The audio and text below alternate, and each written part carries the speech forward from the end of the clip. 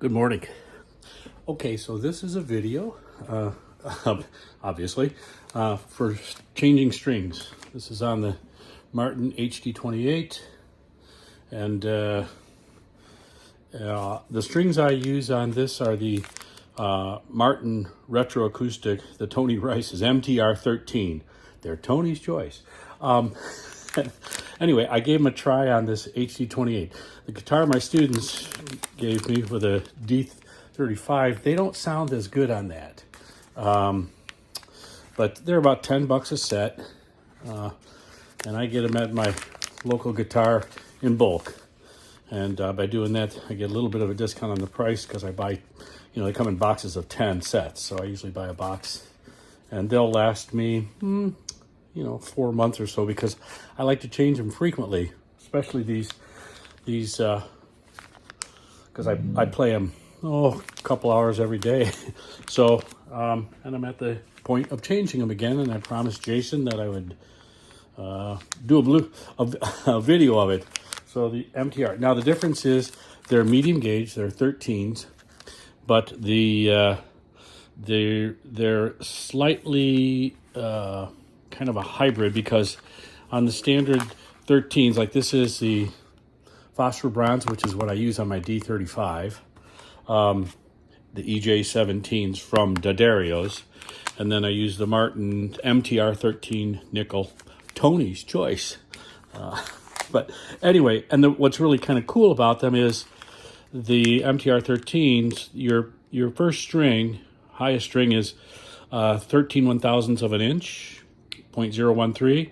And then this on the second string on a standard is 0.017, but on the MTRs they're 0.016, so slightly lighter gauge. But then the third string, the G, is a 0.026, the same. But then the fourth string, the D, on the is standard 0.035. In the MTR, it's 0.034. So that's a little lighter. And the same thing with the A. The fifth string is a 0.045. Normally, it's 0.044. So there's a slight difference in gauge. And then the low string is a 56. It's 0.56. So I have... Here's the thing. Say, what kind of strings do you recommend? I recommend the strings that you like on your instrument, and I like these on this instrument. I'm comfortable with them. I've played other things. I've tried them on other guitars. I didn't care for them on other guitars, but I like them on my HD28 for whatever reason. They seem to give the sound that works for the kind of music, the way I play, etc. And they last a nice long time. I don't buy the extended where the coated strings and all that. I've never found them to my liking feel-wise. So you've just got to try some things and play what you like. But whatever strings you use, here's the way I change them. And again, everybody has their way of doing things. When you do this, I have this way of doing it. It takes me about 10 minutes to change a set. And I'm just going to turn on the video, let it run, and start changing the strings. I do 2 at a time. I'm going to talk and see if I get this video in the right place, because, this is very sophisticated stuff here on this iPhone version, and get all the right lighting. You have to open the right shades in the blinds in the windows here. Anyway, on my comforter, it's a good height for my back. And I use, who makes this? Planet Waves string winder. I don't use nothing fancy here. This has worked, and this is what I like using. So I'll quickly take off I start with the 2 lowest. It's just the way I do it. I don't know that's recommended, but I just crank those off. A couple turns, get it loose enough. And get that there. And the E and the A. Loosen those up real quick. Just like that. Pop the pins out here. Put one in my mouth. The other one back in the hole. Hi, it's my wife. I'm making a video for Jason Johnson for how to change your guitar strings. She doesn't care. All right, and I take once I get the strings off, I wipe down the fingerboard a little bit, give it a clean up, get around down by the bridge and the saddle, just clean it out, up around the headstock, like that. Right. Take the strings.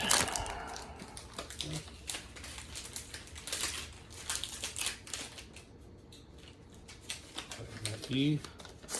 I always like to see the difference between the old string and the new one in terms of the color and shine. It's always nice to see a little bit brighter color. So take the E, and I do this for every string so you can quit watching when you've had enough. You probably had enough already, so got more important things to do. So I take it and stretch it out like this, and then I take it from the outside in through the hole. I leave the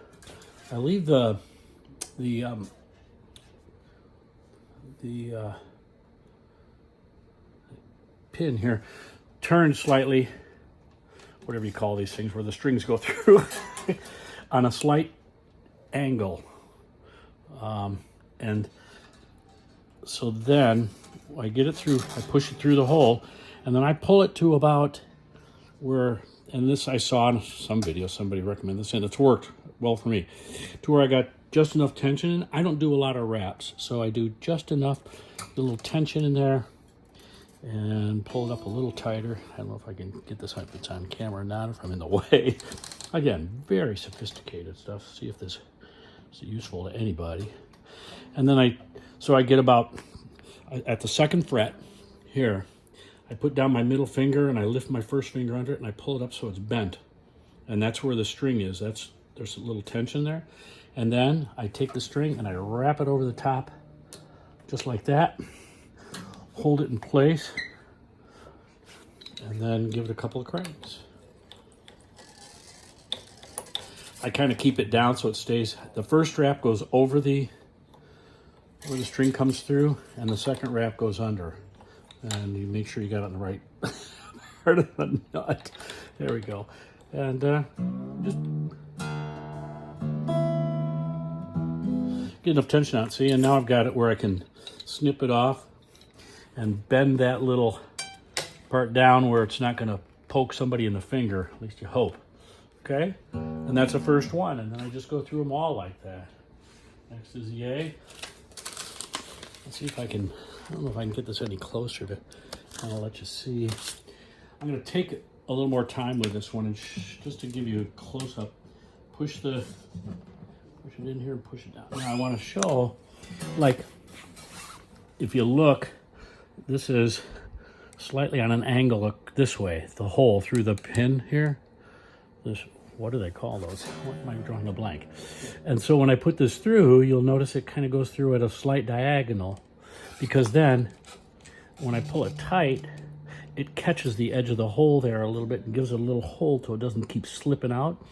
Get my distance here. I'll bend, so I bring my first finger up, lift it, and that's how I get the tension that has worked best for me. Second fret, this much, and this is what's worked for me. And then I take it and I wrap it over the top, and over the top of the string like that, and I hold it down so that it's now over the top where the string has come through, and as it wraps around, it'll go underneath it, sort of pinches it off. I don't know how it's working. I'll take a look at it when I'm done and see if it's any good, and if it's moderately useful, or it seems to be, I'll pop it on the YouTube channel. All right, so that, we'll wrap it up, get enough tension in to make sure everything's in place. I'll worry about tuning later. And again, I can snip it off and bend it down so it's out of the way, so when the grandkids grab a hold of the guitar stock, headstock, they don't take blood samples, finger pokes. So there's two, just like that. And then we go on to the next two. Now I'm going to take a second for the next two, and I'm going to do a little bit of a truss rod adjustment here for my warmer spring weather here. I do a little neck relief during the warmer, humid months here in the Midwest. And I pull it up a little, I crank it the other way in the winter, drier months. So again, I got those at the diagonal, those holes.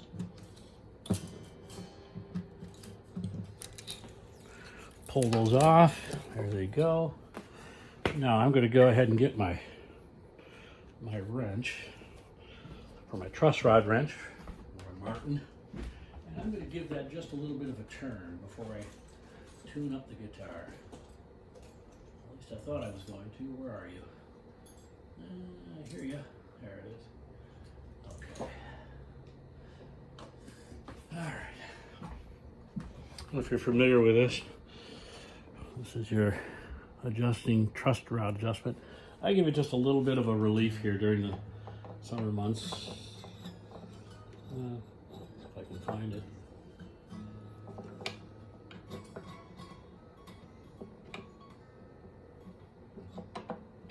It's a little bit of a search and find here. See if I can get it in the right place. It's a little bit tricky getting it. There it is. I give it just a little bit, about a quarter turn or so, just a little relief. For some reason, I don't know, it's maybe just the nature of this. I get a little bit of a little fret noise up in this area, up in there, up second, yeah, right there. So I give it a little relief, see if that helps. Anyway, on to the next couple strings. And that adjustment I do seasonally, and it's late April, now mid to late April, starting to get into warmer, humid months, and the guitar acts a little different. So, and if it isn't to my liking, I don't do much more than that because I'm not a skilled. Oh, let me wipe this down. Not a skilled luthier, so I try not to mess with stuff. If it gets me by, it's good. If it's annoying enough, I'll take some steps. People talk about setups and things, and I did this one in summer of 2019. Had some work done. I haven't had it back since. And so there we go. Get that second fret, that measurement there. Hopefully I'm getting this on. Oh, looks like I'm not. Get that there. Get that through there on that diagonal and pull it tight. Give it a wrap. I didn't give it as much. Probably gonna have to go a little further this one, but anyway, it's different every time. Everybody does it differently, you know, and I always, here is the, you know, they put the headline on the video to get lots of eyes on it, I guess. I don't know. Best way to restring your guitar. The best way I found is the way that I like the most and works best for the way I play.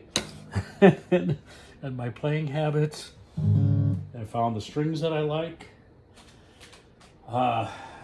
This is the way I string it. Somebody might look at this and go, no, you can't do that. Well, I think there's a lot of, you can't do this, you can do that, and all that.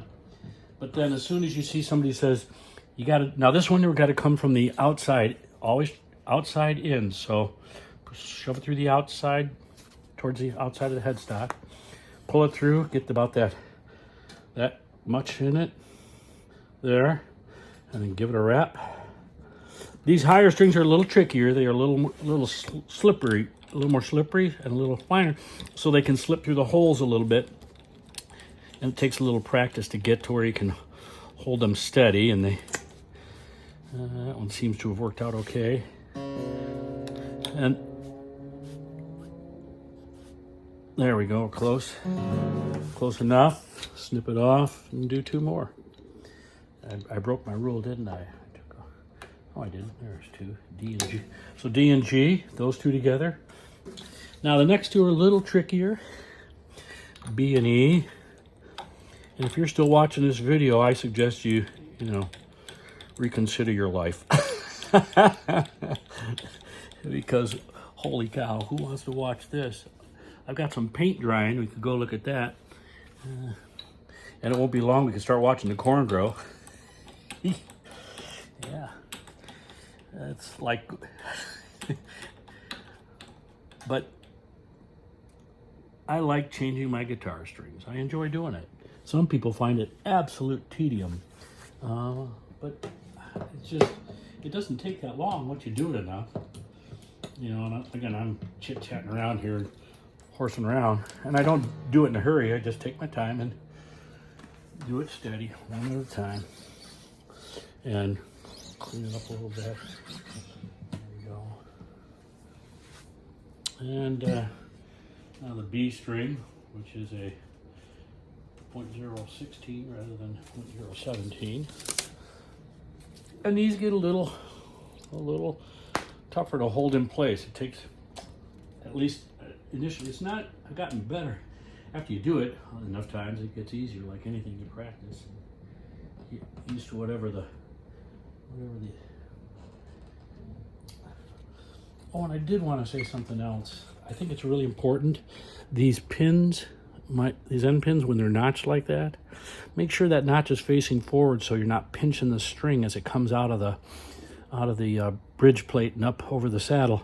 So make sure they're straight on with the string coming out. I think that's really important. So I'm pretty attentive to that, mindful of how those are going. And I have to say, that I change my strings, I don't, not every day, like a professional might do, but enough so that I can, they sound the way I like them to sound. And it's funny, when you change them a lot, I'll put on a set of strings, I go, boy, those don't sound, they sound okay, but not particularly great. And then, so I did that wrap around and over the top like that. And then I got to hold it a little bit because this one's a little more, wants to be a little less cooperative in terms of bending around and flipping over and all that. But, what's the worst that could happen? You just get it on there with a few too many wraps. But I'm kind of a two wrap guy. I don't do a lot of string wraps on these string winds because they don't need much, I don't think, maybe.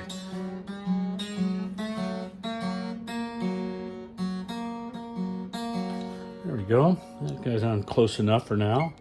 We'll tune her up in a second. Then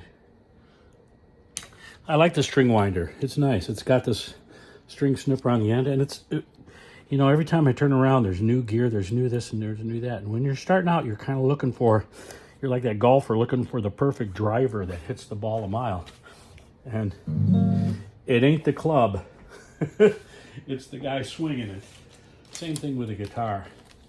There are some things that make a difference, but I don't know. I play differently now than I did when I started playing flat pick 5 years ago. I never played flat pick style, so all that cross picking and all that other stuff that you hear. But one of my friends said, "Well, your playing is more like, this person shuffle style or this and that." And I play the way I like. I try and pick up things from other teachers. I've done Brian Sutton's Artist Works. Boy, that's a great class. At least I enjoyed it very much. I do jam play because I can do a variety of styles. I get to have the opportunity to play with the guitar ensemble at our local community college, which plays mostly jazz, so I get to increase my vocabulary there and play with groups who play all kinds of interesting things. And this one's a little tricky to get wrapped just right. This E string wants to kind of get a little squirrely on you. I hope this is working out, Jace. Anyway, this is the E string. It hasn't been too long, maybe, but usually when I'm not horsing around. And then we'll tune it up there in a second. All right, so that's that. And then I give them a little push down so I don't poke my finger and take a blood sample. No guarantees on that. And then the strings, the paper, all that, into the recycling because they're recyclable. So I've been told. I believe it. I'm a trusting guy. I believe things like that till I have reason not to. So I'm sure that'll give somebody a thing. So there it is. I'm going to pull the phone off here, off this stand. I'm so technological.